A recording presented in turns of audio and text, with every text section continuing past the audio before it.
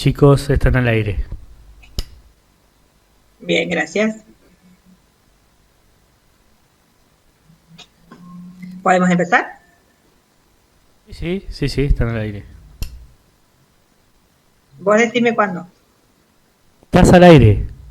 Estás al aire ahora, puedes Ah, hablar. bueno, buenas, bueno. Buenas tardes a todas y todos. Es un placer para nosotros compartir este espacio en el 16º Congreso Argentino de Acompañamiento Terapéutico, el primer congreso virtual de acompañamiento terapéutico, y nosotros vamos a estar acompañándolos con el eje 2, que se refiere a intervenciones del acompañamiento terapéutico en las problemáticas actuales en las infancias, adolescencias, familias, vejez y género.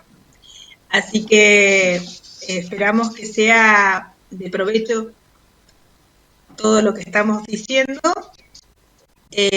todo lo que estamos compartiendo, y le vamos a dar... Tengo retorno.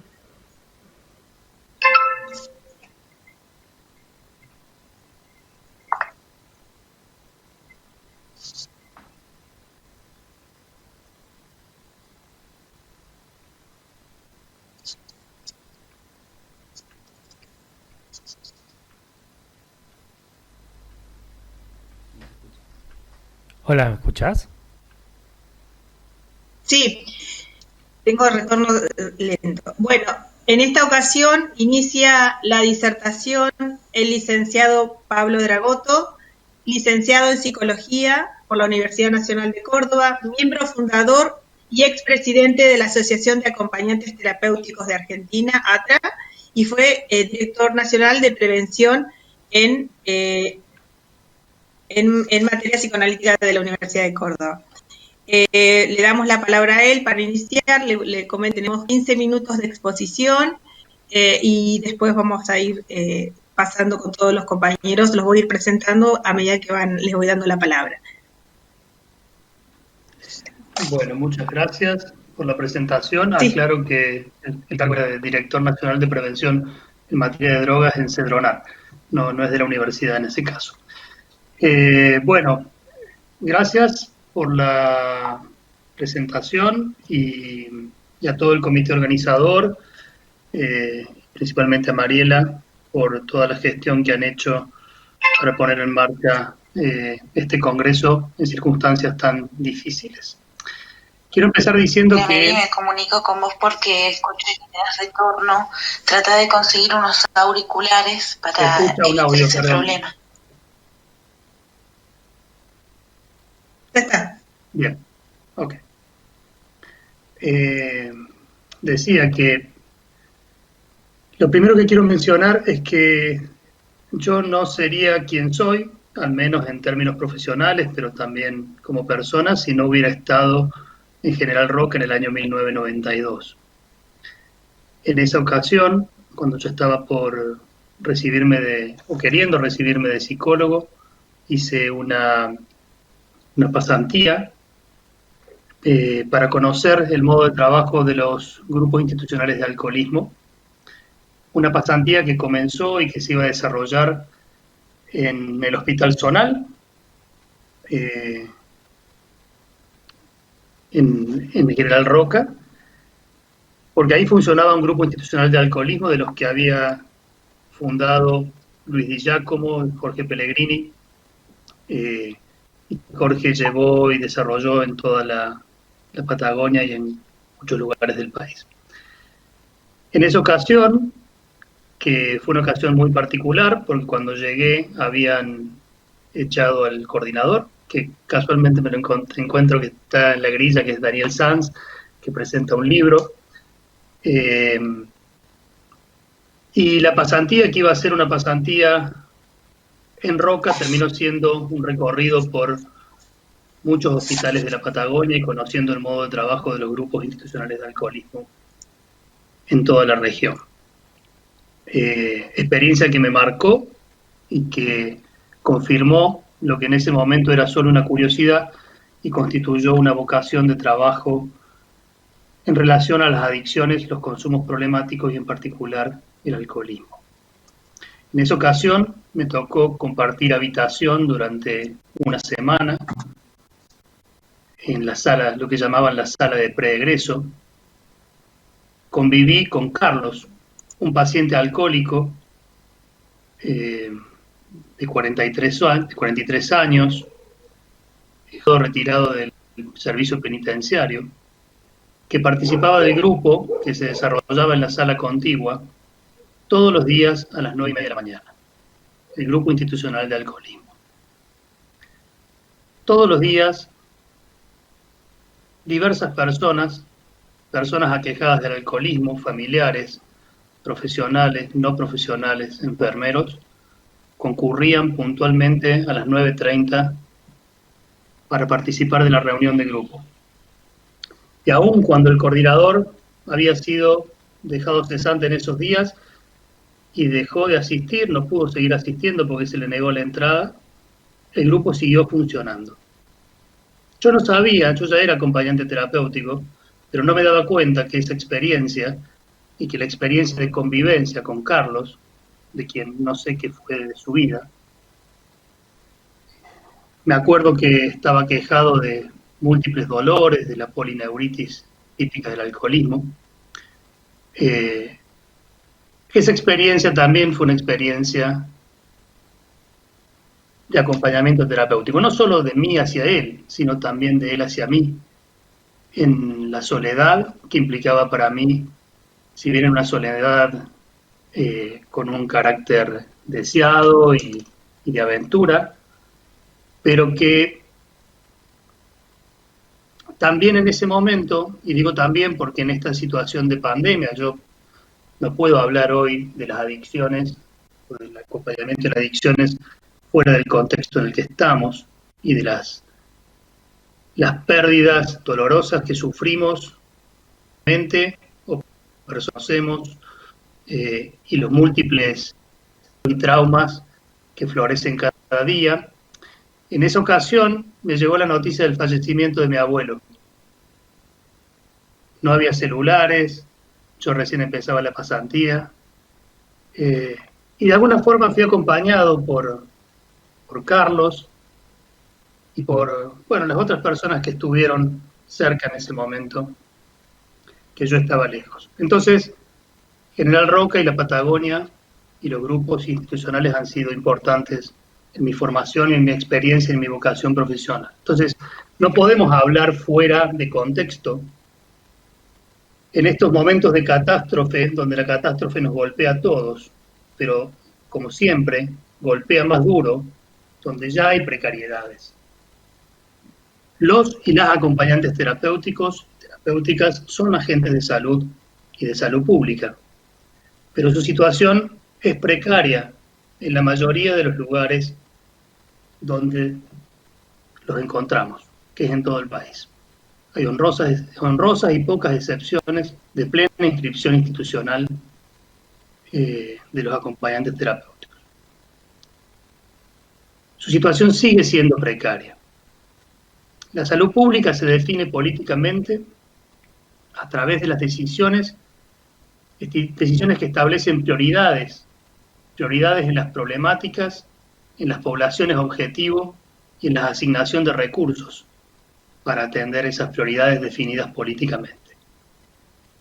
Hoy creo que la salud mental no está siendo priorizada.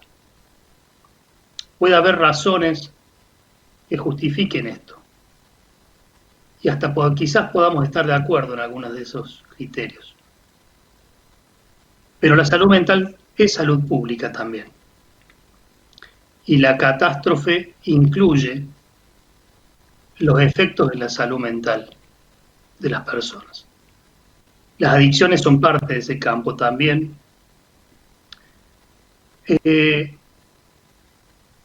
las respuestas que han habido socialmente para hacer frente a los daños o a los efectos en la salud mental han tenido que ver más con respuestas apoyadas en la vocación de servicio y en iniciativas voluntarias, desde múltiples actores y múltiples sectores, algunos también desde el ámbito público, pero en general, o hasta donde yo conozco,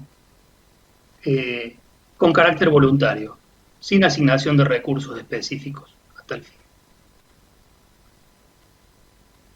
Con lo cual, estas iniciativas valiosas y donde hay muchísimos acompañantes terapéuticos involucrados en todo el país y en otros países también, son imposibles de sostenerse en el tiempo sin un apoyo real y concreto a través de recursos asignados. Porque nos enfermamos, porque tenemos que trabajar, porque estamos todos afectados por la pandemia y sus consecuencias. El recurso al alcohol y a otras drogas se ha incrementado precisamente en su función de anestésico para el dolor y para el padecimiento psíquico. Y sin duda que esta será una de las consecuencias o de los ámbitos en los cuales tendremos que prepararnos para la continuación de la pandemia o para la pospandemia, en el mejor de los casos. Prepararnos y organizarnos para no solo para el tratamiento o el acompañamiento de las adicciones, que las personas con adicciones, como otros usuarios de salud mental, tienen muchísimas dificultades para el acceso a los servicios con los cuales contaban anteriormente. Pero también acompañar en la tramitación de duelos, acompañar y asistir al enorme deterioro que observamos en nuestros adultos mayores, que tienen que estar en sus casas para sobrevivir, para no enfermarse y sobrevivir, pero que ese mismo aislamiento genera enormes deterioros, no solo cognitivos, sociales en general. Y también en cómo esto que vamos observando, que vamos aprendiendo, porque no tenemos respuestas, de cómo lo van tramitando nuestros niños, niñas y adolescentes en estos tiempos. Entonces, la formación y la preparación de los acompañantes terapéuticos siempre hemos abogado porque sea interdisciplinaria. Porque cómo atender y cómo sostener los cuidados desde estas premisas de humanización, como señalaba Pellegrini en la mesa anterior. Cada uno puede elegir la teoría en la cual se basa, en los conocimientos en los que se basa, y priorizamos, o en mi caso, cada vez entendemos esto más desde el paradigma de la complejidad y de la interdisciplina y la transdisciplina. Pero en la formación de los acompañantes terapéuticos, últimamente por ahí escuchamos una absurda oposición, distinción entre supuestos acompañantes puros, refiriéndose a aquellos acompañantes que no tienen formación en psicología o que no se han recibido como psicólogos antes. Como señalaba hoy Di Giacomo, las profesiones, los roles evolucionan, como evolucionó la medicina, y en el acervo formativo de los acompañantes nos nutrimos de distintas disciplinas preexistentes. Pero ¿cómo acompañar sin ser solo cuidadores si no somos capaces de entender la complejidad de la constitución del psiquismo, la importancia del vínculo humano como condición de humanización?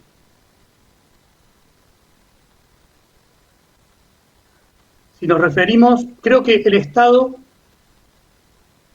potencia, universaliza y garantiza el acceso a las buenas prácticas. Retomando algo de lo que señalaba hoy María Laura Frank. El caso del acompañamiento terapéutico es un rol, es un recurso, una invención que no surgió dentro del ámbito de la salud pública. Hace mucho tiempo que no podemos ser testigos de políticas públicas innovadoras masivamente llevadas a cabo con asignación de recursos suficientes, como alguna vez fue la instalación de todo nuestro sistema de salud pública por Ramón Carrillo. Tenemos buenas leyes, tenemos buenas prácticas, pero falta mucho, y ha sido un problema con la ley de salud mental, que aún desde el año 2010 hasta ahora no se han asignado los recursos necesarios para su implementación. Entonces, el acompañamiento terapéutico, como señalaba María Laura esta mañana, se originó en prácticas que tenían más que ver con el ámbito privado. Pero para su plena implementación, para que el acceso sea igualitario y equitativo para toda la población, para empezar a romper esas barreras de discriminación y de accesibilidad que tienen que ver con la clase social, con los ingresos económicos, con la pertenencia cultural o racial, necesitamos que el Estado lo tome y lo potencie. Como lo han ratificado muchas provincias a través de las numerosas leyes que existen, pero la mayoría de esas leyes son leyes que se quedan a mitad de camino porque no se reglamentan o porque luego no se asignan los recursos necesarios. Estamos en un contexto de catástrofe y de crisis económica, con lo que no puede negarse tampoco, ¿no es cierto? Pero no son recursos tan onerosos los necesarios. Si queremos conocer de políticas implementadas en alcoholismo, en salud pública, están ahí los textos de Jorge Pellegrini, están las referencias a los textos de Juan Marconi. Y ahí vamos a encontrar, por ejemplo, en uno de los últimos intentos de abordar seriamente la política del alcoholismo a nivel salud pública, el lugar de los agentes sanitarios. ¿Y qué son los agentes sanitarios sino un antecedente más de lo que son los acompañantes terapéuticos? El acompañamiento terapéutico, ¿cuánto tiempo me queda? 5 minutitos. 5 minutos. El acompañamiento terapéutico ha sido definido, sabemos, hace no mucho tiempo como un dispositivo, caracterizado como una red que articula distintos actores o agentes, algunos de los cuales forman parte de un equipo que de manera directa o indirecta coordinan acciones e interacciones en un contexto de vida cotidiana, con una finalidad terapéutica en sentido amplio. El énfasis está puesto en las relaciones, en las interacciones, y en particular en los vínculos que se establecen con el sujeto acompañado y su entorno, más que en objetivos, técnicas y protocolos de intervención. La disponibilidad de las y los acompañantes terapéuticos en una oferta vincular sostenida hacia personas en situación de vulnerabilidad psíquica, social y emocional permite la continuidad de experiencias de cuidado y ligazón con las redes formales e informales de los sistemas de salud y de seguridad social de un modo eficaz y acorde con nuestros marcos normativos. El AT constituye un dispositivo no intrusivo, respetuoso de las subjetividades singulares de los acompañados y las acompañadas y de sus contextos culturales, proveyendo contención vincular y evitando el aislamiento y la segregación. Esto es así como concepto, como definición, y la mayor dificultad para la plena implementación de estos recursos no tiene que ver con la vocación de los AT o con la formación de los AT, sino que tiene que ver sobre todo con la precarización existente aún hoy del trabajo de los AT. Estamos avanzando en algunos lugares más rápido, en otros lugares más lento, pero los acompañantes también forman parte de los grupos más vulnerables. Y estamos deseosos de poder participar activamente en el proceso de reconstrucción de nuestras comunidades, en ayudar a superar y elaborar los duelos y los traumas. Pero para eso hace falta no tanto que aminore la pandemia, sino que sean tenidos en cuenta. Para eso hace falta que tengan los recursos mínimos para poder trabajar en buenas condiciones, así como se les da equipamiento a los bomberos o se les da todos los elementos de protección a los equipos de salud. Entendemos que hoy, en un contexto de crisis, los recursos necesariamente priorizan la atención médica y homenajeamos a todos los trabajadores de la salud que están ahí en la primera línea de batalla. Pero hay otra línea de batalla que también es primera, aunque no esté en los sanatorios, en los hospitales, en las clínicas, y que es la enorme cantidad de acompañantes terapéuticos que están disponibles para ayudar a nuestro pueblo a sobrellevar mejor esta situación. Muchas gracias.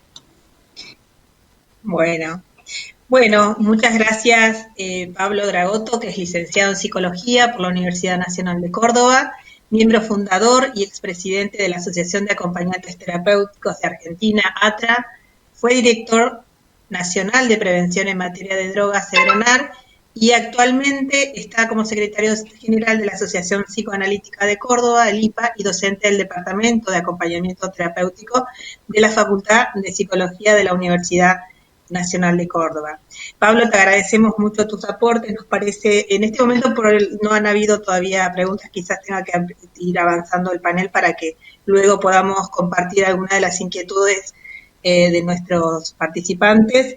Y sí me parecía importante esto que resaltabas como aspectos importantes de tu exposición, como que no se puede hablar fuera de contexto y que no es solo una cuestión de recursos la tarea que realizan los acompañantes, sino también, y que no es una tarea de vocación, sino que responde a tareas a cuestiones de precarización que deben ser pensadas y tenidas en cuenta para que realmente tengan un apoyo real en la tarea que en este contexto también se complejiza aún más.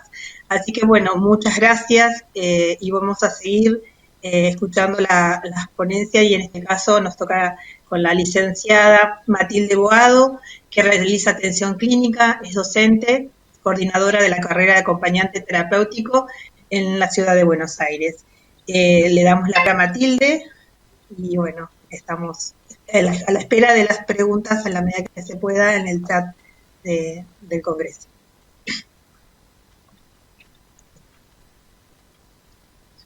Me parece que a la licenciada se le cayó la conexión porque está congelada, así que vamos a esperar a ver si se recupera la conexión. Si querés podemos seguir con otro exponente. Bien. Y después... vamos a tener que, está con algún problema de conectividad, así que le vamos a dar lugar a nuestro compañero Esteban Obando, que es psicólogo de la ciudad, de la Universidad de Nariño, en Bogotá, Colombia, candidato a magíster en psicoanálisis, subjetividad y cultura en la Universidad Nacional de Esteban Obando, Colombia, psicólogo de la Fundación Surcos hace 6 años, miembro del Foro de Psicoanálisis del Campo Lacaniano de Bogotá y Pasto, y miembro fundador de Asociación Sin Trozos, Asociación para el Estudio en Acompañamiento Terapéutico, Psicoanálisis y la Salud Mental de Bogotá. Bienvenido, Esteban, y bueno, te vamos a dar la palabra en virtud de que, bueno, están con algunas cuestiones técnicas, Matilde. Gracias. Perdón, mil disculpas. Bueno. Ahí llegó la licenciada, ahí no sé si quieren seguir, mil disculpas. Pero bueno, se ve que no se te... Bueno, disculpas los compañeros de la organización. Bien, mil disculpas, Esteban, lo que pasa es que estas cosas pasan en la virtualidad. Así que bueno, le vamos a dar la palabra a Matilde. Gracias, bueno. Gracias. ¿Qué tal? Saludo a todos. Bueno, un gusto estar compartiendo este congreso, así como Pablo hizo referencia, digamos, a Roca. Para mí también fue un lugar muy importante, porque fui convocada en Roca hace muchos años ya por la Fundación Huiliche para la formación de los acompañantes terapéuticos, que fue un curso en principio, y yo venía coordinando la carrera acá en Buenos Aires hacía muchos años, en el Instituto Superior de Ciencias de la Salud, y tuve la oportunidad no solo de ir durante casi 10 años a Roca, sino de conocer gente maravillosa y de hoy estar convocada por aquellos que alguna vez fueron mis alumnos y que hoy han armado todo esto y han crecido y se han formado cada vez mejor, y eso la verdad es que me gratifica un montón. Bueno, en relación a lo que pensé para plantear en esta jornada, tiene que ver con algo que vengo trabajando, digamos, hace un tiempo, en lo cual venimos pensando junto con otros grupos de colegas y también de otros trabajadores de la salud, junto con ATES, que tiene que ver con la posibilidad de pensar, digamos, algunas cuestiones en relación a la perspectiva de género. Y el título del Congreso, que habla del porvenir, de alguna manera me convocó también a pensar esto que aparece como algo instalado socialmente, pero sin embargo nuevo dentro de nuestra práctica. Pensar, digamos, el porvenir para mí implica de algún modo una apuesta deseante que nos permite, digamos, aventurar algunas preguntas y algunas reflexiones, que es lo que pretendo hacer en este espacio, ¿no? Como a trazo largo, digamos, dejar algunas cuestiones abiertas para que entre todos y todas podamos seguir trabajándlo. Creo que en nuestra práctica, en la clínica, en la práctica cotidiana, en el quehacer, es necesario abrir las puertas a estas nuevas cuestiones que se nos presentan.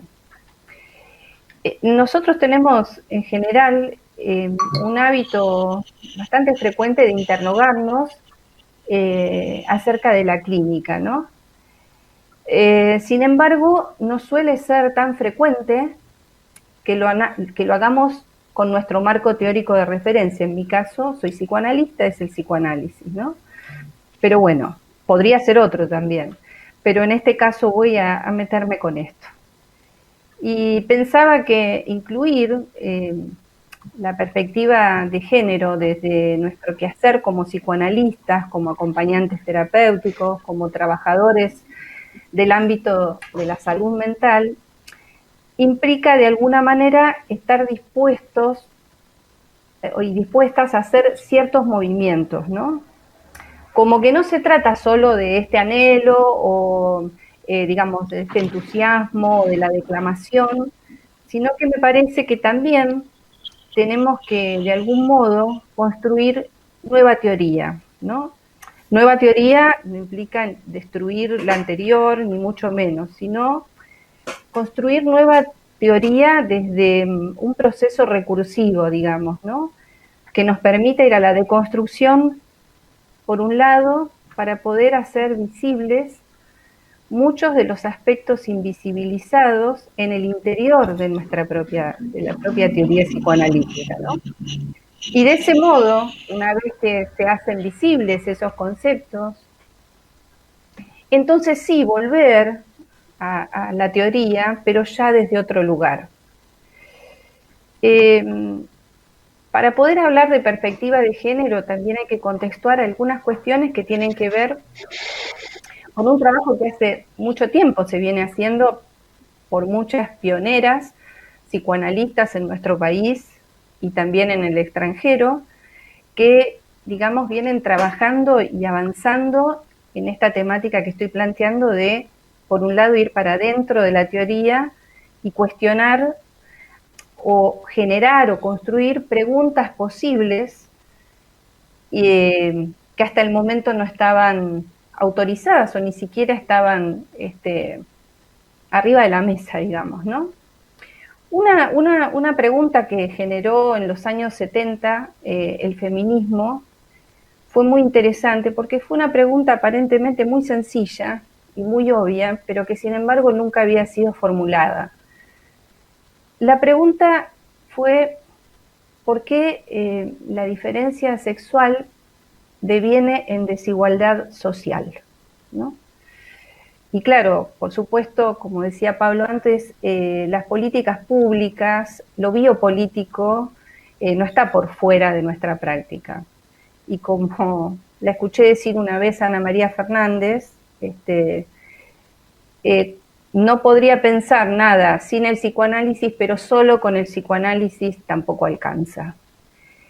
Entonces, tomando algún concepto de Ana María Fernández para responder esta pregunta, que es el concepto que ella trabaja como diferencia desigualada, donde lo que ella marca es que lo diferente deviene no solo como diferente, sino como inferior, como peligroso, como enfermo, ¿no?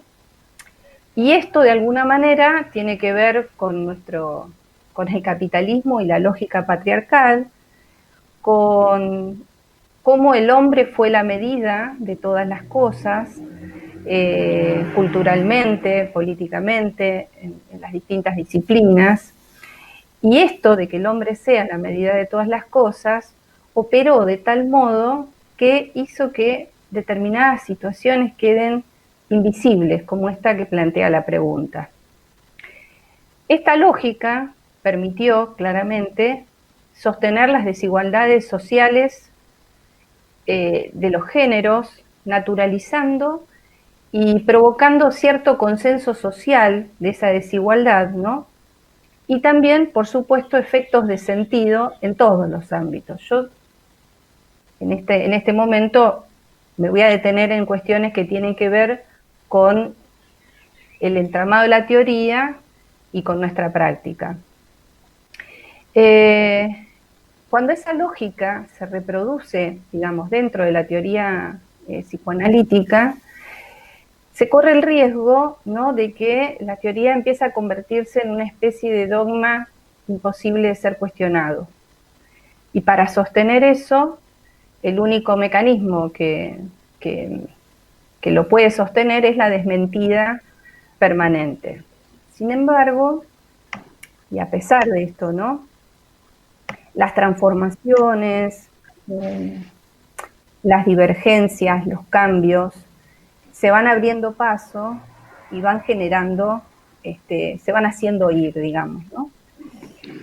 Hoy yo entiendo que la realidad nos interpela a todos, a todas, en nuestro quehacer, para llevar adelante una tarea de deconstrucción que implique también la deconstrucción en los modos de abordaje, ¿no? O sea, que sean modos de abordaje más hospitalarios, más amorosos, si se quiere, ¿no? Que logren alojar las demandas de personas, adultos y adultas, de niños y niñas, de adolescentes, que necesitan ser escuchados y acompañados en ocasiones en estas situaciones de las nuevas identidades de género y lo que usted nos presenta hoy también en nuestros consultorios, en nuestros espacios institucionales. La pregunta, digamos, que a mí se me genera es cómo promover, de algún modo, dispositivos de intervención que no sean, digamos, pura reproducción de esa lógica de exclusión y segregación, ¿no?, que generen otras cuestiones. Y también de qué modo, en ese sentido, poder lograr que el relato clínico no sea de lo mismo. Muchas veces encontramos que se fuerza la teoría para que entre en la práctica, en lugar de que el caso de la clínica nos haga pregunta y en todo caso vayamos a buscar en el interior de la teoría aquello que falta, aquello que está invisibilizado, aquello que habría que deconstruir ladrillo por ladrillo y volver a armarlo de algún otro modo posible. Yo creo que tal vez, esto es mi formación humildemente, ¿no? Como psicóloga, como psicoanalista, deberíamos reflexionar de algún modo la intención y la fuerza es fundacional del psicoanálisis, que se atrevió a pensar de un modo distinto y diferente a lo que proponía esa época, ¿no? Tal vez nos quedamos demasiado adentro de nuestras trincheras, ¿no? Cuidando el campito de cada uno de su teoría porque nos es cómodo, a todos nos pasa. Pero me parece que, así como Pablo planteaba esto de la inclusión y en esto de pensar políticas de salud que realmente presenten posibilidades nuevas, posibilidades de abordaje, digo, también desde este lugar lo planteo, ¿no? Como que si estamos interpelados por esto, entre otras cosas, entre tantas otras cosas, pero bueno, de esto hablo hoy, digo, bueno, me parece que cuando algo nos interpela estamos éticamente llamados a hacer algo con esto, ¿no? En la actualidad, las personas con identidades diversas, las personas trans, y la emergencia de niños y niñas trans de manera bastante temprana, ¿no? Realmente demandan una escucha en el marco que implique nuevas prácticas sociales y también una nueva legalidad que los habilite, ¿no? De este modo, me parece que nosotros, desde nuestros lugares, podemos favorecer a las madres, a los padres, a las familias, a las instituciones, para poder recepcionar esto y construir dispositivos de atención que no sean expulsivos y que por sentirnos incómodos o por no saber cómo ubicarnos, digamos, no terminemos desalojando ese pedido. Me parece que no es menor que aún hoy la psiquiatría, por ejemplo, denomina a las personas trans como los nomina como un trastorno de identidad de género o disforia de género.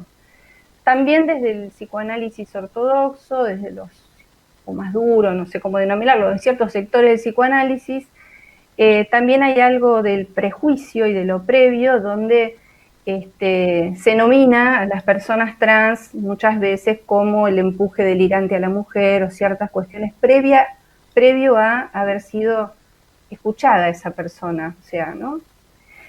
Por lo tanto, sostener prácticas que se desprenden de un discurso, digamos, ¿no?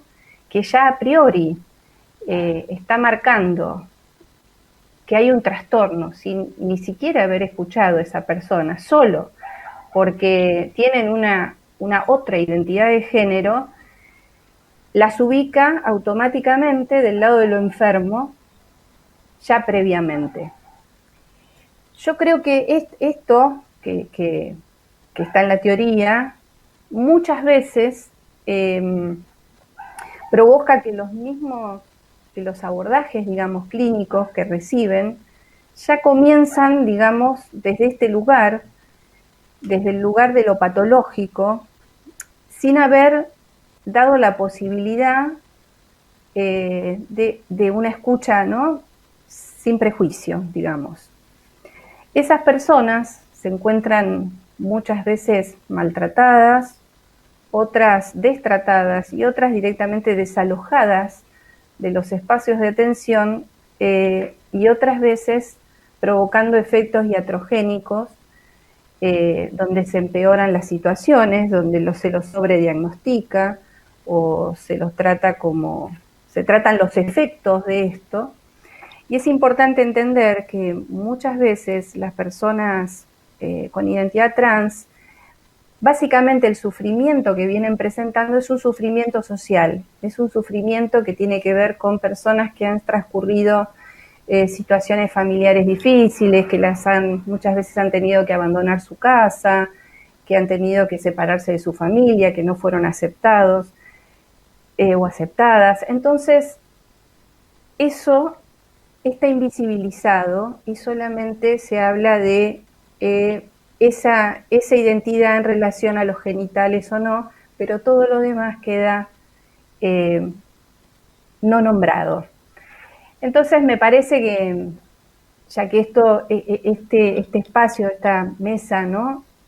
Yo veía, bueno, habla de justamente niños, niñas, adolescentes y género al final, ¿no? Y género. Digo, bueno, está buenísimo porque por lo menos está el y género ahora, ¿no? Antes directamente no estaba.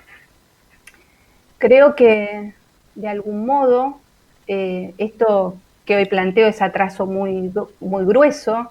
Hay mucho podríamos, de cada una de las cosas que nombré se podría abrir, digamos, un montón de interrogantes más, pero me parece importante en la formación de los acompañantes terapéuticos, porque desde este lugar hablo como coordinadora y docente de muchos años de la carrera, me parece que es muy importante que en la formación de los AT exista la posibilidad, junto con la nuestra, por supuesto, pero digo, de tener una formación abarcativa en este tema también y que abra posibilidades, porque creo que hay muchas situaciones en las que se necesita, por todo lo que transcurre, estigmatizada muchas veces las personas, y que se necesitan de los acompañamientos terapéuticos y en cierto modo no tenemos, digamos, muchas veces la formación o directamente no hablamos de este tema. Creo que de algún modo depende de nosotros, de nosotras, trabajar para no replicar en nuestra práctica, en nuestras instituciones, la estigmatización y la patologización de las personas con identidades sexuales diversas. Tendríamos que ser capaces, de algún modo, de promover espacios que faciliten el acceso a los servicios de salud, que muchas veces se obstaculizan y bastante, brindar recursos de atención y acompañamiento de acuerdo a lo que yo considero son los desafíos que hoy nos impone la clínica en esta nueva época, ¿no? Y bueno, para cerrar, voy a tomar una reflexión de Débora Táger, a la que considero también, junto con Ana María Fernández, dos personas que en la Argentina creo que son un ícono en este tema, que dice, lo voy a leer textual, que dice así: la sexualidad se presenta a todos y todas a modo de malentendido, para lo cual la palabra no alcanza, pero tiene implicancias diversas según sea la posición de la persona en la relación de poder social. Y digo, bueno, con esto finalizo acá mi exposición y espero que sea de utilidad. Y nada más. Gracias.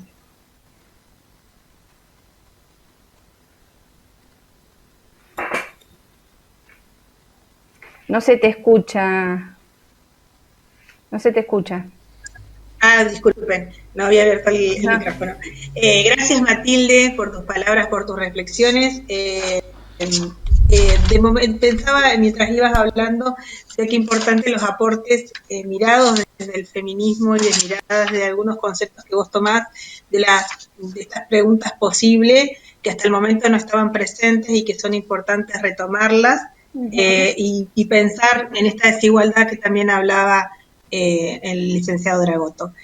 Cómo promover distintos dispositivos de intervención, desafíos que implica esto para los acompañantes terapéuticos. Así que agradecida por tus aportes y bueno, y seguimos invitando a que claro, y que los que están acompañándonos, las preguntas, las sugerencias o las reflexiones. Así le vamos a dar paso a nuestro compañero Esteban Obando, hizo la presentación de la compañera y bueno, tuvo que esperar igual, así que la actualidad no hay problema por esperar, no te preocupes.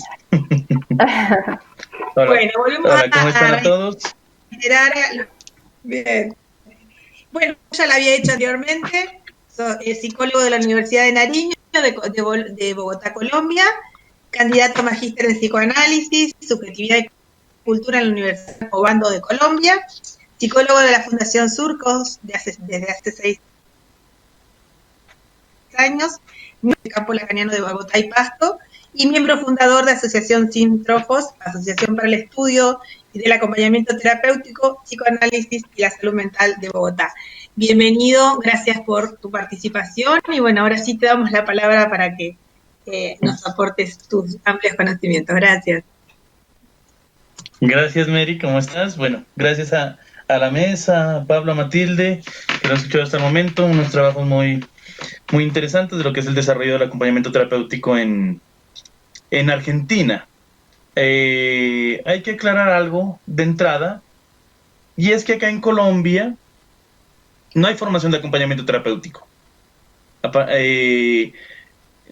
Tal como la piensan ustedes, tal como en Argentina está la formación académica, ¿sí o no? Acá en Colombia la teoría es relativamente nueva, o lo que ha llegado es relativamente nuevo, y acá en Colombia se comparte el escenario con una figura que se llama el famoso maestro sombra, que también está presente en México, tengo entendido, porque he hablado con colegas mexicanos, por ejemplo Tadeo, bueno, y otros, que comentan que ya también está la figura de la sombra, que es esta figura que está más del lado de la reeducación, por ejemplo, en el campo de la infancia. Justamente yo vengo a hablarles un poquito de lo que sería la infancia, y pensar la infancia entre la discapacidad y la familia.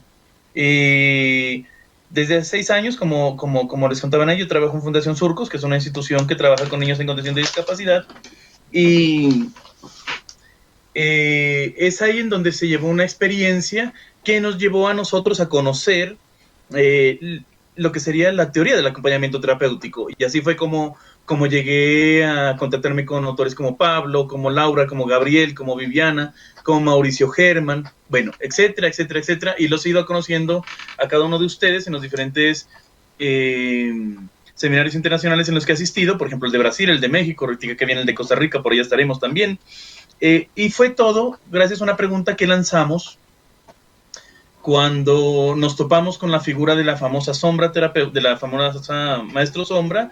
Era preguntar, ante el niño en condición de discapacidad, ¿la única posición posible acaso es esa de irlo a reeducar? Me gustó una frase que dijo Matilde, no sin el psicoanálisis, pero el psicoanálisis no lo puede todo.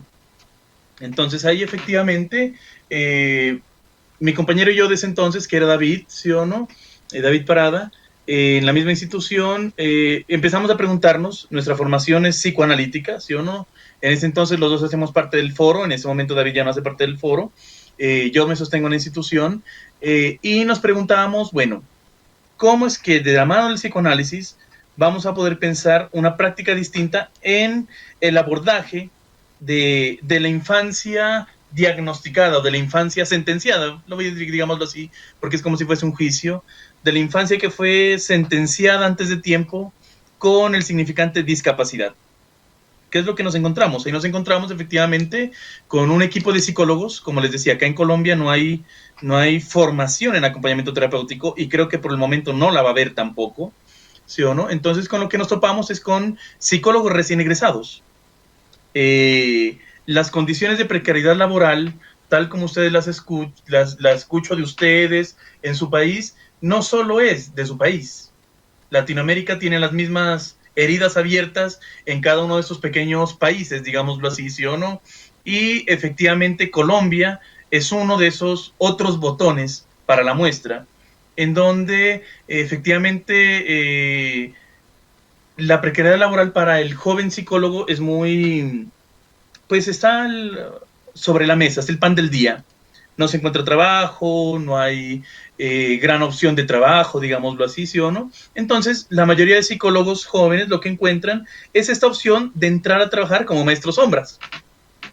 Hay una gran demanda de los famosos maestros sombras, ¿sí o no? Entonces, un niño con diagnóstico de parálisis cerebral o un niño con diagnóstico de síndrome de Down, y cuando digo niño me refiero a niño, no a esa idea del niño de 30 años, no a esa idea del niño en condición de discapacidad que es el niño eterno. No, me refiero al niño en el estatuto de niño, es decir, de los 4 a los 10 años, ¿sí o no?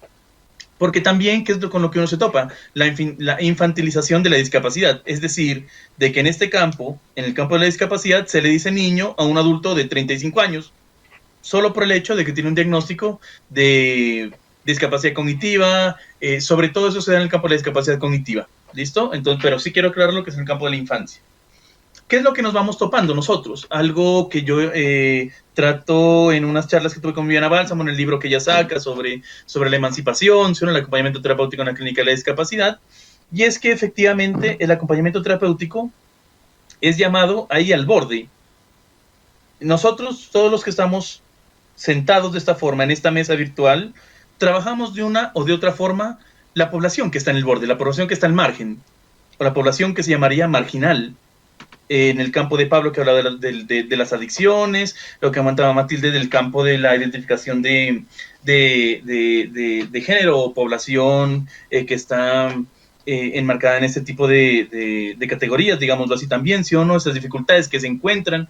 Me gustó mucho el comentario que hiciste sobre el empuje a la mujer, pero yo también, y nosotros también trabajamos con otra forma del borde, que sería la discapacidad.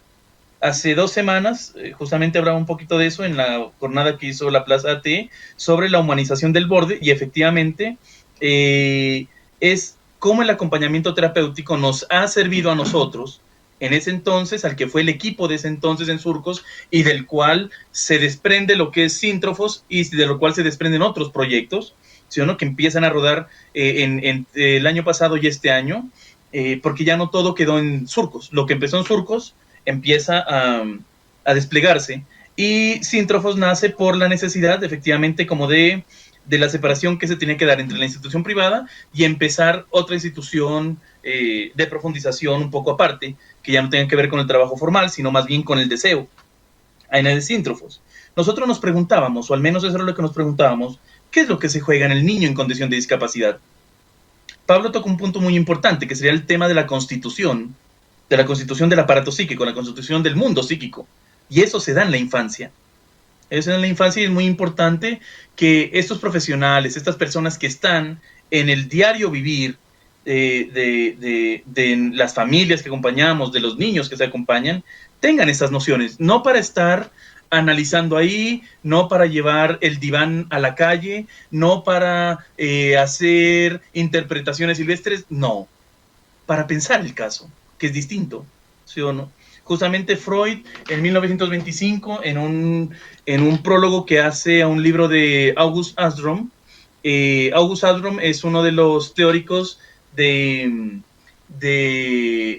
la pedagogía que trató de introducir el psicoanálisis en instituciones de rehabilitación adolescentes, ¿sí o no?, en los reformatorios se llamaba así, enamorado de Ana Freud también, digámoslo así. Pero Freud escribe en ese prólogo, dice, a la pedagogía, el psicoanálisis no le puede decir cómo hacer al pedagogo. No le puede decir, mira, tú tienes que hacer A, B, C o D para completar lo que haces, porque el pedagogo se forma para ser pedagogo, ¿sí o no? Pero lo que sí le aporta al psicoanálisis es el pensar el fundamento de su teoría, el pensar el fundamento de sus actos, el pensar el lugar que ocupa en el momento de llevar a cabo un acto, ¿sí o no? Entonces, ahí es en donde nosotros en la institución empezamos a preguntarnos del psicoanálisis. ¿Qué puede aportar el psicoanálisis en el acompañamiento de los niños en condición de discapacidad? Y no solo en el acompañamiento, sino en su tratamiento. Y una de las grandes invitaciones que se hacía era, de entrada, era de dejar de poner en lugar de objeto al niño y a la familia. Recordemos que Lacan, en su famoso texto, 2 notas sobre el niño, nos dice que, bueno, está hablando del síntoma y eso, y nos dice algo sobre el síntoma somático. Y dice, el síntoma somático ofrece el máximo de garantías, es el recurso inagotable para, según los casos, dar fe de la culpa, servir de fetiche o encarnar el rechazo primordial. Eso me parece que es una anotación bien importante, porque cuando estamos trabajando en este tipo de poblaciones, ¿qué es lo que nos encontramos? Este efecto tan curioso que nos venía a nosotros cuestionando sobre el hecho de que la sombra estaba ahí para cuidar al niño. Es decir, en los textos históricos que yo leo de ustedes, de Argentina, que me han hecho llegar por acá, colegas, por ejemplo, esas preguntas que decía, somos unas niñeras caras, estudiamos 5 años psicología, entonces para salir y cuidar a un niño, para cambiar el pañal, las mismas preguntas, aunque ustedes no lo crean, las mismas preguntas empezaban a hacerse acá en Colombia. Y nos empezamos a dar cuenta que efectivamente hay algo del orden de lo estructural, algo del orden de las preguntas que a todos nos atraviesan, que empiezan a jugarse en este tipo de población y efectivamente en los acompañantes que empiezan a prestar el servicio ahí. Aún yo no hablaría todavía de acompañantes acá en Colombia. Hay gente formándose, como les digo, psicólogos, ¿sí o no?, guiados por los postulados teóricos del acompañamiento terapéutico que colegas de Argentina y Brasil nos han compartido y lo que hemos empezado a construir nosotros por acá. Porque efectivamente también hay que tener en cuenta las diferencias y las dificultades propias de cada región. Colombia es un país que ama el control, ama ser controlado, digámoslo así, y no es gratis efectivamente que todas las políticas de seguridad, todas las políticas de salud vayan por ese punto. Entonces la pregunta nuestra era si efectivamente entre la familia y la discapacidad lo que se encuentra es una infancia emproblemada, que está en la mitad. ¿Cómo puede responder el acompañante terapéutico ahí? O el que se forma como acompañante terapéutico, o el psicólogo que se formó como psicólogo y que utiliza recursos del acompañamiento terapéutico de la mano del psicoanálisis, lógicamente. Me gusta esa frase, no sin el psicoanálisis, pero no solo con él, y de otras teorías también. Ahí nos empezamos a preguntar entonces, ¿qué es lo que se juega en el tejido humano, en la vinculación humana, y por qué efectivamente hay este empuje directo a satisfacer y a querer caer en una posición pura de cuidado del niño en condición de discapacidad? Y por eso se montan los grupos de supervisión. Es por eso que se montan entonces, en ese entonces en la institución, ahora ya lo hacemos de forma particular también con ciertos grupos o ciertos profesionales que han entrado a preguntarse sobre su quehacer. Acá en Colombia la supervisión no es algo que sea pan de todos los días, digámoslo así. En las universidades de ella no se habla, y entonces son muy pocos los profesionales que la llevan a cabo. Pero nuestra apuesta, porque nosotros venimos digámoslo así, de la indicación freudiana de los 3 pilares de la formación del analista, que son el trabajo grupal, la supervisión y el análisis, ¿sí o no? Pensándolo desde ahí, efectivamente nos topamos con los mismos pilares en el acompañamiento terapéutico, es que proponemos a la institución empezar a gestionar grupos de supervisión. En ese entonces teníamos 2. Éramos solo 2 personas, ¿sí o no? Ahorita, por cosas de la vida a nivel institucional, solo hay 1 y estamos buscando cómo abrir eso más, porque el equipo institucional ha crecido, ¿sí o no? Pero es empezar a que el profesional se cuestione sus actos ahí. Y es por lo mismo, efectivamente, que se empieza la formación acá en Colombia. Para que quien está ahí, entre la familia, que es la primera institución, el ser humano nace institucionalizado. La primera gran institución es la familia, y vamos de institución en institución. Lo que me he dado cuenta y lo que me ha enseñado la práctica es que cuando algo falla, cuando algo hace tropiezo en la introducción de ese pequeñito ser en el mundo, ya sea por cosas de su organismo, ya sea por cosas de cómo fue recibido, ya sea por las 2, ya sea por otras, caso por caso, una por una, es necesario la introducción de otra institución. Es necesaria la introducción de otros que lleguen a acompañar este proceso, que lleguen a acoger a estos padres, que lleguen a acoger a este pequeño niño, a que lo acompañen en ese tránsito. ¿Qué es lo que nos hemos encontrado? Efectivamente, ahí vuelvo sobre la idea que dije al inicio, esa idea de la discapacidad, la idea de la infancia eterna o el adulto infantilizado. Efectivamente, es muy común y la topamos. Y eso no solo se da en Colombia, en Argentina, en cualquier parte del mundo.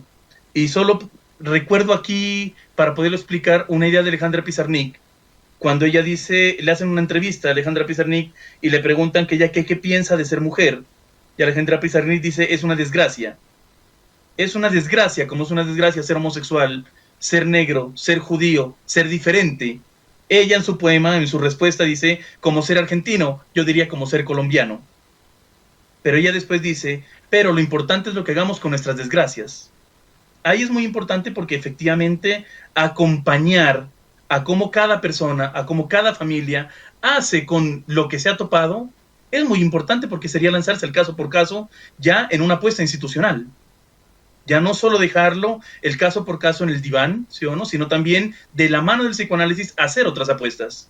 Porque el psicoanálisis también permite hacer otras apuestas. Y apuestas muy grandes en el campo social. Y no podemos quedarnos encerrados atrás de la puerta recibiendo al uno por uno, aunque hace parte, sí, yo tengo mi consultorio y claro que recibo sujetos y claro que tengo mis analizantes, claro que sí, pero no todo desde ahí. También trabajo en una institución y desde el psicoanálisis tendremos que pensarnos cómo actuar ahí. Ahí, para mí, el psicoanálisis, el acompañamiento terapéutico fue una respuesta. Y me quedé pensando, ¿no? El psicoanálisis terapéutico. Me quedé pensando eso también porque fue como casi un lapsus y hay que usarlo, los lapsus. Porque efectivamente hay una ganancia terapéutica del psicoanálisis. Incluso los psicoanalistas le tienen mucho miedo a la palabra terapéutico. Y habrá que ver cómo en otros ámbitos, como el ámbito institucional, habrá que acompañarse de lo terapéutico. Habrá que dejar de hacerle el feo. Aquí es en donde encontramos, vuelvo a la infancia, que efectivamente requiere un acompañamiento. A los padres que efectivamente requieren un acompañamiento para hacer algo con la angustia, para permitirse habilitarse a vivir con los recursos que hay y no caer en posiciones pedagógicas. Colette Soler, en un textico que se llama El psicoanálisis ante la demanda escolar, dice una cosa muy, muy linda. Y Colette Soler dice, creer que todo fracaso del sujeto es un fracaso que hay que llegar a reparar, es una posición pedagógica. El psicoanálisis no va por esa vía, porque cada sujeto responde a cada fracaso, entre comillas, de acuerdo a sus identificaciones primordiales, a la forma como se ha identificado, ¿sí o no?, con el otro, cómo ha asumido su propia castración, bueno, etcétera, etcétera, etcétera. El acompañamiento terapéutico acompañado por el psicoanálisis y lo que nosotros hemos intentado por acá proponer es efectivamente no caer en posiciones pedagógicas ante la discapacidad. Ir más allá de esta dificultad, ya estoy terminando, ir más allá de esta dificultad que se le presenta, ¿sí?, que se le presenta a los profesionales de caer en la necesidad de cuidar con quien están, de volverse esta niñera cara, ¿sí o no?, que va todos los días. Hubo un tiempo acá, ¿sí o no?, y todavía hay, por ejemplo, a nivel institucional, que se encuentran órdenes y llega escrito así, ¿sí o no? Es bien curioso porque el significante está escrito así, acompañamiento terapéutico 12 horas, una sola persona. Eso no es acompañamiento terapéutico. Y es por eso que acá en Colombia aún no se puede hablar como tal de esto. Pero es un proyecto para cocinarse, es un proyecto que se está gestando y es un proyecto que se está escribiendo ahorita. Eso les podría contar un poquito de lo que ha sido pues esta experiencia acá en esta población específica para ir más allá del cuidado y de la enseñanza de los niños y permitirnos acompañar la subjetividad que cada uno produce con lo que cada uno vive en la cotidianidad de la vida. Muchas gracias. Muchas gracias, Esteban, por los aportes y las reflexiones. Siempre es importante mirar también otras experiencias que sirven también para un poco a ver los avances que se ha tenido, en este caso los acompañantes terapéuticos de Argentina que avanzan con un montón de aspectos y que sirven para ser trabajados también con otras realidades de Latinoamérica. Y me quedaba pensando en todos estos conceptos y algunas puntuaciones que haces en relación a cómo mirar a la infancia con discapacidad, ¿no? Y me parecía que es interesante este planteo como psicoanalista de pensar que trascienda lo individual y que se piense en los espacios institucionales también para poder abordarlo esto, por lo menos desde la experiencia que tienen ustedes. Bueno, gracias por los aportes y bueno, no sé, por el momento. De momento no hay preguntas todavía, no el público no ha hecho, están atentos a la transmisión, no nos han, seguramente estarán esperando terminar todos los paneles. Así que, bueno, ahora le vamos a dar la palabra a dos compañeras queridas de acá de la zona, la licenciada María Laura Rué, que es licenciada en Servicios Sociales, la vicedirectora del Departamento de Trabajo Social de la FADEX, de la UNCO, profesora adjunta de las asignaturas Servicio Social Familiar y la práctica de Servicio Social Familiar de la localización General Roca, y quien está en su etapa final de la especialización en Trabajo Social Forense de la Facultad de Derecho y Ciencias Sociales, y diplomada en Psicografología Forense de detección de maltrato y abuso infantil juvenil, organizado por el Centro de Estudios Avanzados en Derecho de la SEADE.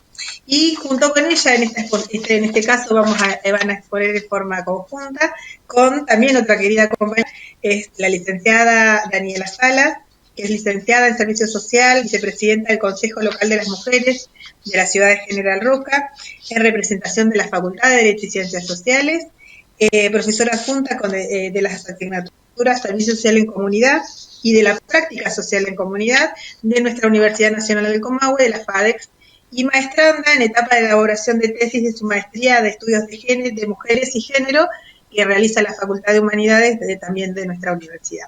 Así que les dejamos con ella para que nos complazcan, nos endulcen los oídos con tan lindos conceptos. Gracias. Bueno, nos llenaste de expectativas. Vamos a ver si podemos cumplir esas expectativas. Bueno, gracias por la presentación. Y un placer estar acá compartiendo con todos y todas ustedes estos espacios justamente que nos enriquecen. Cuando un poco nos invitaron a participar de este espacio, pensamos en varias posibilidades de trabajar, pero de todas ellas elegimos la idea de poder compartir en este espacio con ustedes lo que es una experiencia bastante nueva para nosotras, y para la facultad, que tiene que ver con la creación y el trabajo a partir de un observatorio de políticas públicas destinadas a personas mayores. Y de alguna manera ir, digamos, a partir de la creación de este espacio, ir instalando, ir trabajando algunas bases, ¿sí?, paradigmáticas que tienen que ver con las personas mayores como sujetos plenos de derecho, y también desde una visión interdisciplinaria, ¿no? Entonces, bueno, la idea sería intentar compartir esta experiencia, ¿sí? Y a partir de ella dejar traslucir lo que es significativo para nosotros en la mirada hacia esas personas mayores, hacia la vejez, desde la perspectiva de los derechos de las personas mayores. Bueno, contarles que, como les decía recién, que este es un proyecto de extensión de la facultad, y se pone en marcha a partir de esta elaboración, este observatorio, y que tiene como objeto justamente el monitoreo por ahí de las políticas públicas, con el fin de poder detectar, ¿sí?, quizás algunas carencias, pero también rescatar aquellas buenas prácticas con respecto a las necesidades y las condiciones de vida de las personas mayores. Y es así que este proyecto fue aprobado por la universidad, ¿sí?, por el Consejo Superior en el 2018, y también fue declarado de interés social por la legislatura de la provincia de Río Negro. Contarles que este proyecto en realidad es plasmado desde la universidad, pero que es, digamos, gestado, pensado por una organización de jubilados y jubiladas autoconvocados, que pensaron cómo trascender la idea del reclamo callejero, del reclamo a partir de la manifestación pública, y se les ocurrió acercar esta propuesta porque muchas y muchos de los que allí participan tenían vínculo con la facultad, muchas han sido docentes, muchas han sido profesoras jubiladas, y entonces fue así como nos incluimos, integramos y le fuimos dando forma y organizando esta estructura de este observatorio. Y además contarles que este observatorio está integrado por distintas organizaciones de General Roca, ¿sí?, con distintos fines y con distintas miradas, pero que intentamos integrar y tratar de converger en esa mirada. Entonces decíamos que este observatorio, en realidad, lo que intentamos hacer en esta práctica es tratar de ser agentes de información, porque la información está muy dispersa, y esto nos habla también, ¿no?, de algún tipo de posicionamiento con respecto a este grupo etario, y también agente de análisis, ¿no?, poder entender y poder darle una vuelta de tuerca a las nuevas problemáticas que nos enfrentamos frente a la mirada de las personas mayores.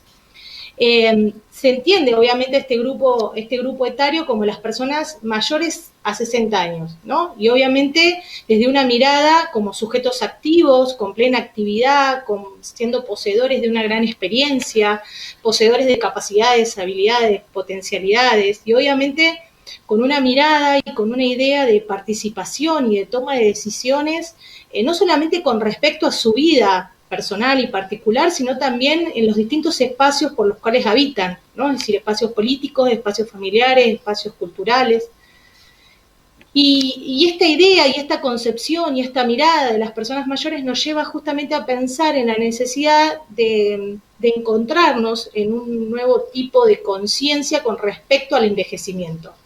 Que es diferente, ¿no? que nos involucra a pensarlo de otra manera.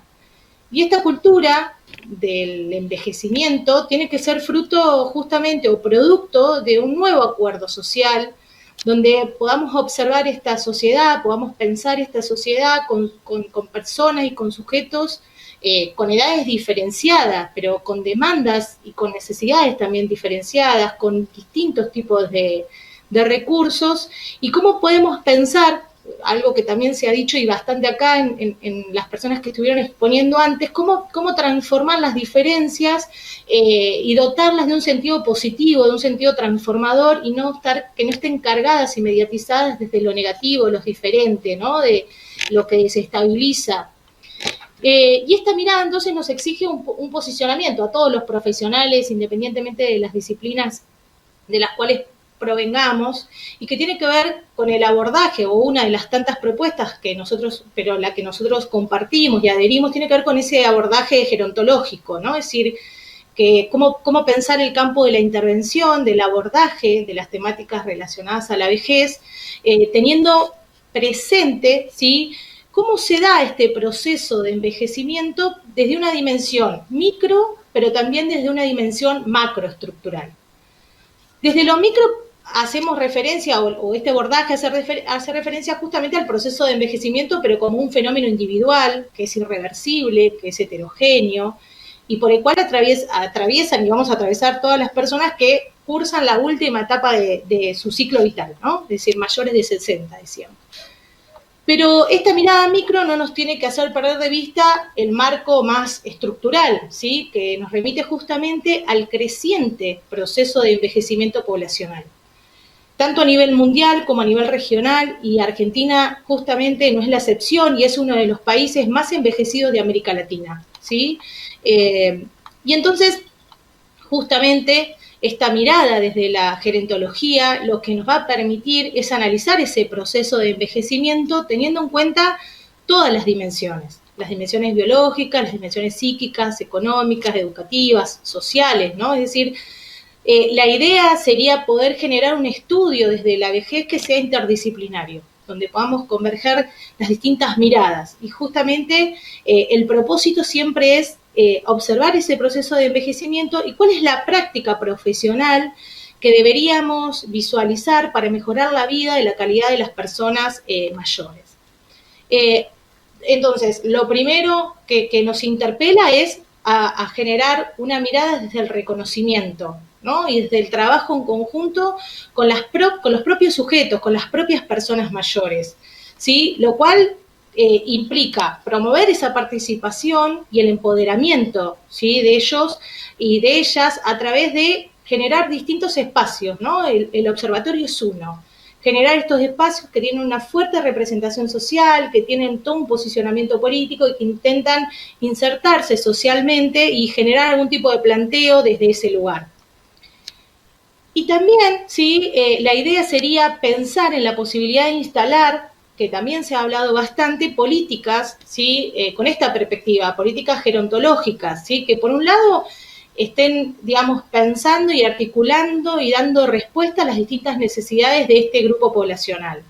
Pero por otro lado, generando visibilización, ¿no? Que de esto también tenemos bastante hoy, de la falta de visibilización o de la invisibilización. ¿Y qué significa esto? Y de construir, ¿no? De construir todo lo que tiene que ver con los prejuicios, con los mitos acerca de la vejez y de ese proceso de envejecimiento. También sería interesante poder compartir con ustedes desde cuáles son los posicionamientos, por lo menos teóricos, que pretendemos o intentamos trabajar desde el observatorio. Bueno, obviamente que este paradigma se sustenta, el paradigma gerontológico se sustenta en el paradigma de los derechos humanos, obviamente reconociendo a las personas mayores como sujetos de derecho y no meros objetos o beneficiarios de la mirada o la asistencia del Estado o de algún profesional. Y esto, bueno, supone una clara diferenciación con respecto al paradigma anterior, ¿no? Que era el paradigma SILAR, en donde la intervención profesional no reconocía a ese otro como titular de derechos ni como beneficiario de acciones, sino como justamente beneficiario o destinatario de la asistencia o de las distintas acciones. Hay distintos hechos históricos que van marcando también, distintas acciones que nos fueron marcando este cambio paradigmático. Uno de ellos, y la más importante, es la Convención, ¿no?, Interamericana de la Protección de los Derechos de las Personas Mayores. Y en esta convención, rescatar que define, ¿sí?, al envejecimiento como un envejecimiento activo, donde en realidad lo que se aspira es justamente a optimizar las oportunidades de las personas, a optimizar ese bienestar físico, mental, social, a la posibilidad de la participación, contar justamente con la protección, la seguridad, ¿no? Es decir, el objetivo justamente es, a largo plazo, es ampliar la esperanza de vida y que esa esperanza de vida sea saludable y que podamos hablar de calidad de vida también, ¿no? Cuando uno piensa en estos posicionamientos, las bases de estos posicionamientos teóricos, digamos, lo primero aparece la noción de autonomía, así como la posibilidad y la capacidad de la autodeterminación, de la toma de decisiones, del consentimiento por parte del adulto como un derecho, del adulto mayor, de la persona mayor como un derecho básico, ¿sí? También el acceso a los cuidados progresivos, a dispositivos que vayan de acuerdo a sus necesidades y según el estado de dependencia de esas personas. No podemos olvidarnos algo que también se planteó desde este espacio, que es la perspectiva de género, ¿no? Y de la diversidad sexual, sobre todo atendiendo y teniendo en cuenta el fenómeno de la feminización de la vejez, ¿no? Y destacando también la posibilidad de que las personas mayores también pueden ejercer su sexualidad y definir, vivir su vida de acuerdo a su identidad de género. Y obviamente que es otra de las dimensiones, es el derecho al buen trato, que obviamente es una de las problemáticas que también está instalada y que debemos trabajar, que tiene que ver con el maltrato hacia las personas mayores. Por ahí, para cerrar y dejar lugar a mi compañera, algunos desafíos. Bueno, claramente todo el tiempo replantearnos nuevos interrogantes, nuevas estrategias para conocer los escenarios actuales, para conocer los contextos, para plantear las alternativas, tener en cuenta las tendencias demográficas, ¿no? Destacando estos procesos que yo decía recién, la feminización del envejecimiento, el crecimiento exponencial de los grupos mayores de 75 años, los hogares unipersonales, unigeneracionales, como las cuestiones o como los grupos más vulnerables. Pero sobre todo, ¿sí?, como para ir cerrando, tener una mirada gerontológica de los espacios, propiciar la deconstrucción de los prejuicios, de esas imágenes estereotipadas sobre la vejez, es decir, justamente trabajar para una sociedad menos discriminatoria y por lo tanto más integradora e incluyente de todas las etapas y de todas las edades, ¿sí? Dani, ¿querés continuar? Sí. Bueno, por ahí, digamos, la idea con Laura era, como ella bien dijo, contarles por qué elegimos la experiencia del Observatorio de Políticas Públicas de Personas Mayores, porque para nosotras se constituye como el ejemplo perfecto de este nuevo paradigma y de esta nueva forma de mirar esta etapa de la vida, ¿no? Laura ya lo decía, el envejecimiento activo tiene que ver con entender que la vejez es una etapa en la que la persona puede mantener un alto grado de actividad, ¿sí?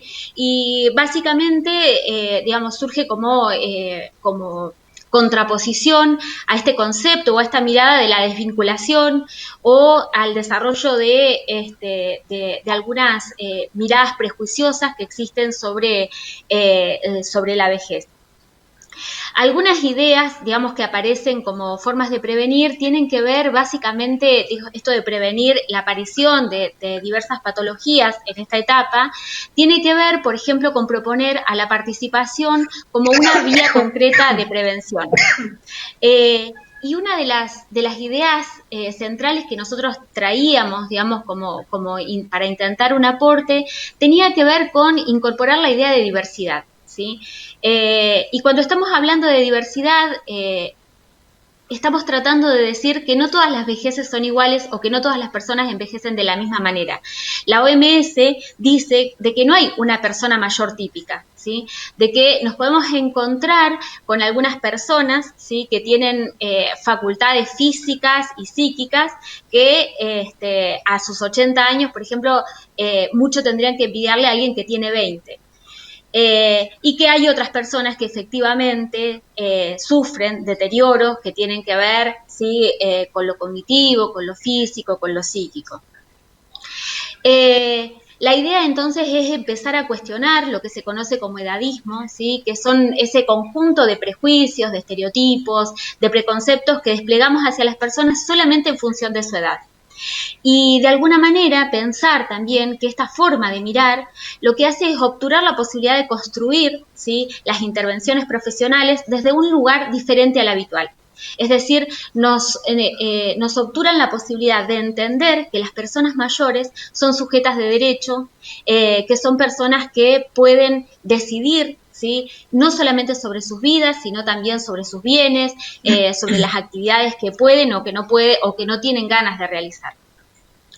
Dani, vamos a tener que ir cerrando, sí, porque nos va quedando una expositora y si no, no vamos a llegar con Macarena. Si puede ir cerrando. Sí. Cierro, digamos, así como con una cosa muy chiquitita, ¿no? Dentro de las actividades que queríamos contarles que ha llevado adelante el observatorio han tenido que ver, por ejemplo, con elaborar documentos de recomendaciones para el Instituto Provincial de la Vivienda que tuvieran que ver con funcionalizar las viviendas, pensar en viviendas colaborativas e incluso pensar la posibilidad de que las personas mayores fueran sujetas de la política de vivienda, ¿no? Entonces, la propuesta, y con esto sí ya cierro, es cambiar la mirada, ¿sí? Dejar de pensar en generalizaciones, dejar de pensar que las personas mayores son solamente enfermas y empezar a reconocerlas como sujetos de derechos, con autonomía, con posibilidad de decidir sobre su vida y sobre su propio cuerpo, y pensar que otra vejez no solamente es deseable, sino también posible. Así que, bueno, muchas gracias. Bueno, muchas gracias y estamos como medios apremiados por el tiempo porque ya vienen las otras exposiciones. Pedimos disculpas, el chat ha habido problemas técnicos, no se está actualizando, entonces no pudimos ir haciendo preguntas y teníamos intenciones de hacer intercambios, pero estamos como medios complicados con los tiempos. Bueno, Macarena Guzmán es licenciada en Psicología, acompañante terapéutica y docente en la Tecnicatura Universitaria de Acompañamiento Terapéutico de la Universidad Nacional de Córdoba, desempeño laboral en el campo de la discapacidad desde el año 2011 a la actualidad. Bueno, Macarena, sin más preámbulos, te dejamos para que nos compartas toda tu experiencia. Gracias.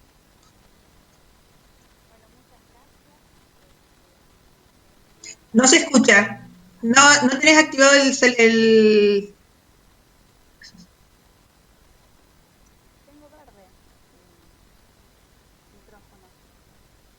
No se escucha. Un poquito más fuerte, tendrás que poner el audio.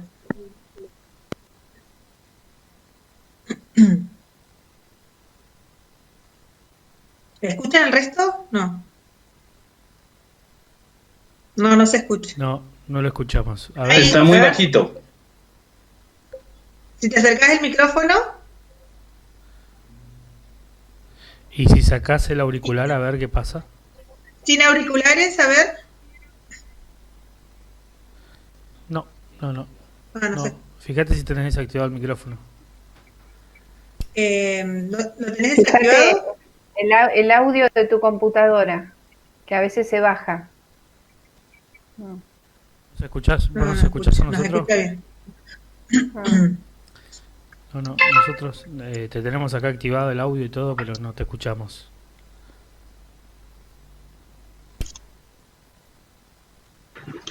Por ahí si sale y vuelve a entrar. A ver, salí y volví a entrar por el mismo link. A ver si puede ser eso.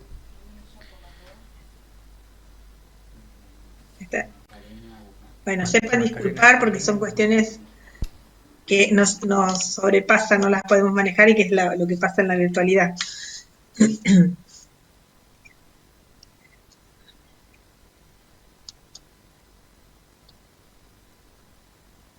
Mientras, podemos ir haciendo una pregunta que surgió ahora que no me pasaron del chat.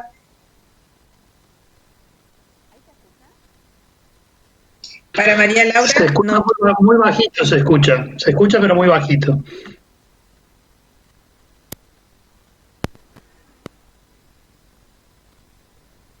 Hola, no, yo no te escucho. A ver, ¿ustedes lo escuchan bajito? No se escucha nada. No, yo no la escucho nada ahora. Cuando ingresó se escuchaba bajito, pero después cuando desconectó el audio se dejó de escuchar.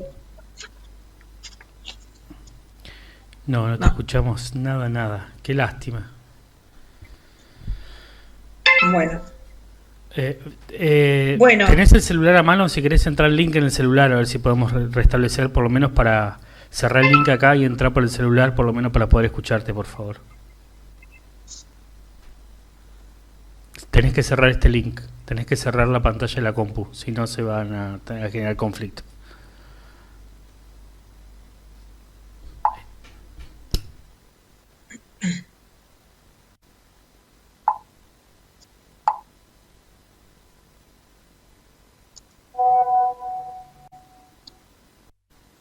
Bueno, mientras se va probando el sonido, ¿les parece? María Laura, te hacen una pregunta.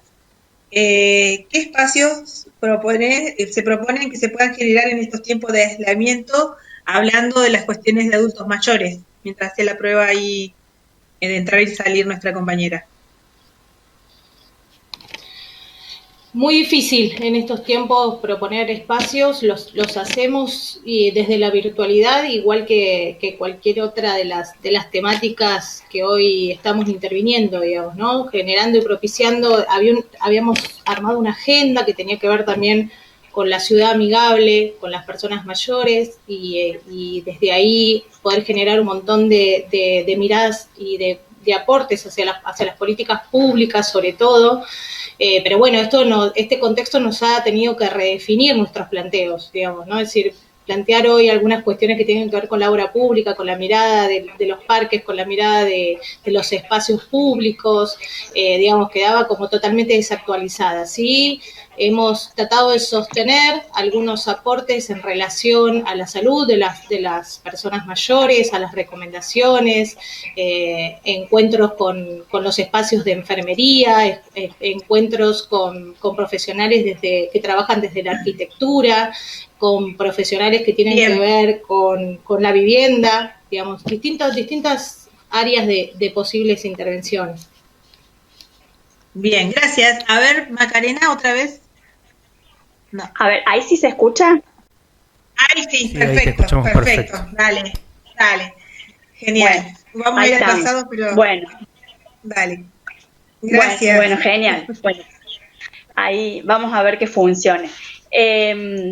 Bueno, para no irme de tiempo, voy a ir leyendo un poco la presentación que tenía para acercarles a la audiencia, que esto quería agradecer a los que están del otro lado ya hace varios minutos permaneciendo, y la presentación que elaboré tiene que ver con esta puesta corporal que tenemos los acompañantes y también cómo se va enlazando con esta disponibilidad para poder pensarlo en los tiempos actuales en donde la disponibilidad está atravesada por las pantallas. Bien. Bueno, bastante, es decir, que tenemos desde los comienzos del acompañamiento un eje definitorio que es en relación a nuestra disponibilidad como acompañantes en este cotidiano que vamos compartiendo con cada uno de nuestros acompañados.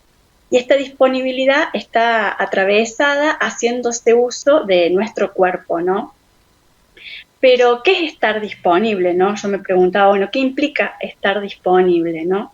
Y que esta disponibilidad es aquello que puede usarse o utilizarse, es aquello que también está dispuesto para ponerse en acción. Y que esto se hace visible en la actualidad en todo lo que implica o inviste mi actitud postural, mental, emocional. Es decir, que la disponibilidad envuelve al cuerpo, en tanto que estar disponibles, según Cammers, no quiere decir poner el cuerpo, sino más bien disponer el cuerpo. Cuando voy escuchando al otro, estoy dispuesto a recibir su palabra, su voz, a darle lugar en mi pensamiento. Y para que esto suceda, debo disponerme. Como acompañantes, nuestra escucha es receptiva, está dispuesta a recibir al otro a través de su voz. Cada parte de mi cuerpo se va acomodando para ser dispuesto. Por eso, repetimos que estar dispuestos implica tiempo, en tanto que este tiempo va registrándose en la presencia, en la constancia y en la permanencia. Pero, ¿qué hay de disponibles como acompañantes? Se trata de una tarea profesional subjetivante. Se me congeló la pantalla y yo no sé si se me está escuchando. Se te escucha perfecto, vos tranquila. Bien, porque quedé congelada en la pantalla. Yo digo, ¿estamos teniendo problemas técnicos o avanzo? Bien, gracias. Avance. Perfecto, bueno. Bien, avanzo nomás. Entonces decía, bueno, ¿qué hay de disponible como acompañantes, no? Y que se trata de que nuestra tarea profesional es subjetivante, en donde lo disponible de mi tiempo, de mi cuerpo, de mi mente, van estando dirigidas a producir efectos. Esto nos conduce a pensar sobre nuestra función corporal como acompañantes, en tanto que como adultos disponemos el cuerpo por medio de diversas manifestaciones, sean estas el mirar, el escuchar, la voz, nuestro rostro, nuestra gesticulación o el contacto.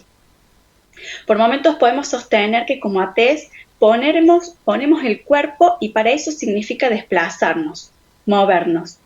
Sin embargo, esto no es exclusivo porque entramos en la vinculación con el otro a través del epidermis, el contacto. Ahora, ¿cuánto de esto se puso en juego o en tensión en la virtualidad? Cuando ponemos el cuerpo en la pantalla y el desplazamiento es vehiculizado por los espacios que el celular nos va mostrando. Cuando entramos a ese mundo que ya conocíamos muchas veces, pero que ahora está virtualizado. En este sentido, le damos al cuerpo y sus manifestaciones la posibilidad de ejercer nuestra tarea requiriendo siempre de cuerpo. Cammers expresa que no podemos trabajar sin mirar, sin escuchar, sin oler, sin contactar, sin hablar, sin manifestarme a través de mi actitud postural, de mi rostro, de mi voz. Ahora, si esto pasara y yo no estuviese allí, por lo menos corporalmente, tengo posibilidades de evadirme corporalmente, de no ver, de no mirar y solo ver, de no contactar y solo tocar, de no escuchar y solo oír, de hablar sin voz, de gustar sin sabor, de plantarme en una postura sin actitud, de exponer mi cara sin rostro, de moverme sin gestualidad. Estar ahí rutinizada, mecanizada, anestesiada. Mis funciones orgánicas por un umbral muy bajo, es decir, un cuerpo que no se estaría vinculando con mi acompañado. Y es ahí donde el otro pasa a ser objeto. Y si el niño es sometido a una rutina desafectivizada, máquina. Qué atentos que tenemos que estar como acompañantes en cómo dispongo este cuerpo para ese trabajo, para ese encuentro. También puede suceder lo opuesto, una sobrecorporalización por medio de esta invasión corporal que es desregulada y que los adultos no medimos sin el consentimiento de la proximidad que tenemos con este niño o niña. Retomando, nuestra función corporizante como acompañantes es la expresividad que tenemos como adultos, la que funciona como captadora de atención. La constancia y la variación de la gestualidad expresiva va a interesarle a este niño o esta niña, lo va a llamar, de manera que va a dirigir su atención hacia el cuerpo del adulto. La gestualidad va acompañada con la actitud, con el contacto, que van configurando en nuestro campo clínico un núcleo de interés que atrae la atención visual, auditiva, táctil y postural del niño o la niña.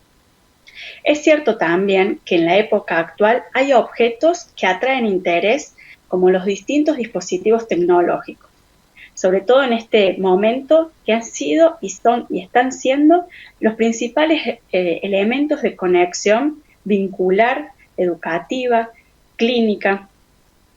Sin embargo, es necesario insistir que estamos en presencia de una práctica humanizante, que no puede realizarse por medios de objetos exclusivamente con la prescindencia del cuerpo humano. Aun cuando estemos en la modalidad virtual de acompañar, es necesario disponer el cuerpo. Esto retoma la propuesta de un cuerpo dispuesto.